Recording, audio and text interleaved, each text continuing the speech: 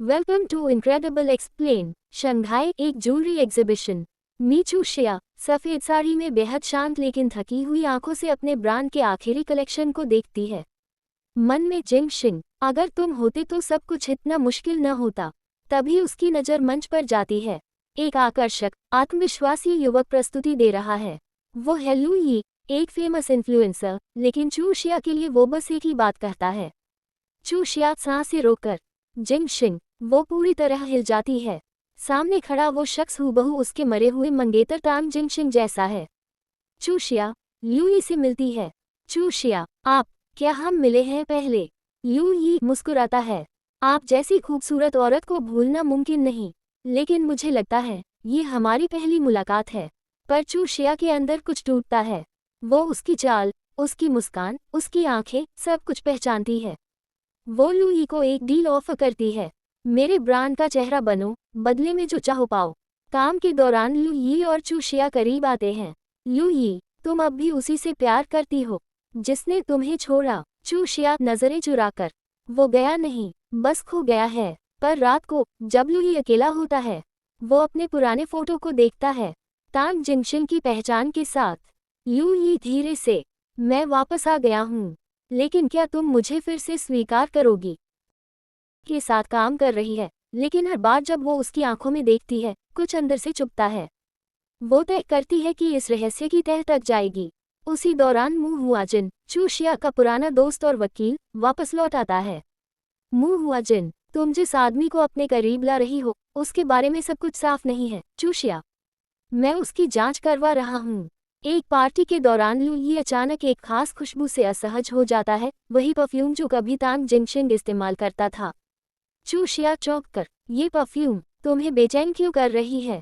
लू यी संभलते हुए, कुछ यादें खुशबू से जुड़ी होती हैं।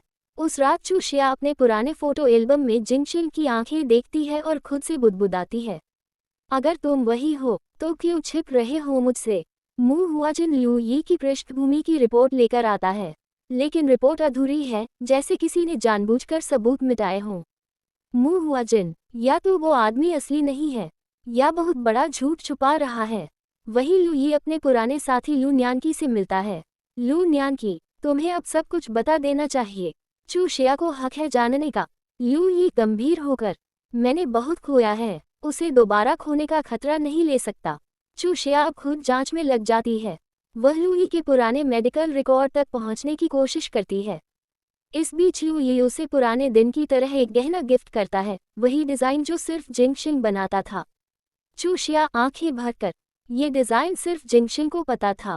तुम कौन हो? लू यी चुप है, पर उसकी आंखें सच बयां कर रही हैं। मू हुआजिन को एक सीसीटीवी फुटेज मिलती है, जिंगशिंग की मौत वाले दिन की। मू हुआजिन, ये एक्सीडेंट असली नहीं था, किसी ने इसे प्लान किया था, और शायद वो अब लू यी बनकर सामने है। चू शिया लू यी को सीधी बात कहती है। चू शिया, अगर तुम वही हो, तो क्यों लौटे हो? और अगर नहीं हो, तो क्यों मेरी दुनिया को हिला रहे हो? लू यी धीरे से, मैं कुछ खो बैठा था, अब उसे वापस पाना चाहता हूँ, चाहे जैसे भी हो। मी चू शिया को एक पुरानी डायरी मिलती है, जिसमें तांग जिंगशिंग ने अपने विचार और योजनाएं लिखी थी। डायरी में एक पन्ना है, अगर मुझे कुछ हो जाए, तो समझो कि यह एक दुर्घटना नहीं थी। किसी ने मुझे मारने की योजना बनाई थी। चू शिया का दिल दहल जाता है। क्या जिंगशिंग की मौत एक साजिश थी? लू यी और चू शिया के बीच की दूरी बढ़ने लगती है। चू शिया उसे सीधे सवाल करती है। चू शिया, तुम कौन हो, और क्यों मेरे जीवन में वापस आए हो? लू यी गंभीर होकर, मैं वही हूँ जिसे तुमने कभी प्यार किया था, लेकिन अब मैं बदल चुका हूँ। मू हुआजिन को एक गवाह मिलता है, जो उस रात की घटना का चश्मदीद है। वह बताता है कि जिंगशिंग की कार में ब्रेक फेल किया गया था। मू हुआजिन, यह एक सोची समझी साजिश थी, और शायद लू यी इसके पीछे की कड़ी है।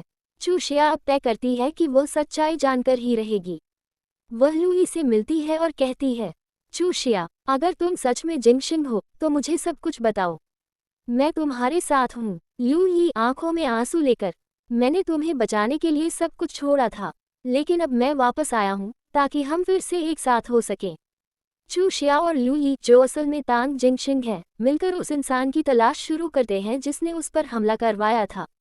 सभी सबूत लू न्यानकी की ओर इशारा करते हैं, जिंगशिन का सौतेला भाई, जो हमेशा उसकी पहचान और वसीयत के खिलाफ था।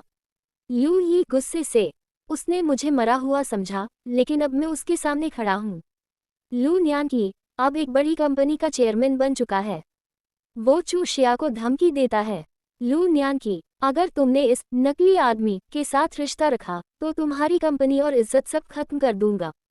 चू शिया नजरें मिलाकर, मैंने एक बार अपना प्यार खोया था, अब दोबारा नहीं। वहीं लू ही अपने असली डॉक्यूमेंट्स मीडिया को भेजने की योजना बनाता है।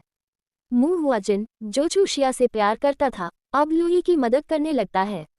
मू हुआजिन लू ही से, अगर तुम सच में वही हो जिसे उसने चाहा तो मैं पीछे हट जाऊंगा, लेकिन अगर झूठ बोल रहे हो तो तुम्हें बर्बाद कर दूंगा। लू यी प्रेस कॉन्फ्रेंस में सबके सामने आता है। मेरा नाम लू यी नहीं, तांग जिंगशिंग है, और मैं उस साजिश का शिकार हूँ जिसे मेरे ही भाई ने रचा।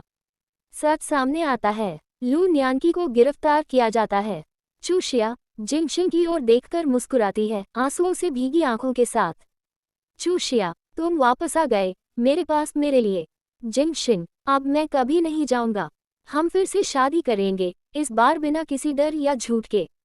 मैरी मी अगेन की कहानी यही अपने भावनात्मक क्लाइमैक्स पर पहुंचती है।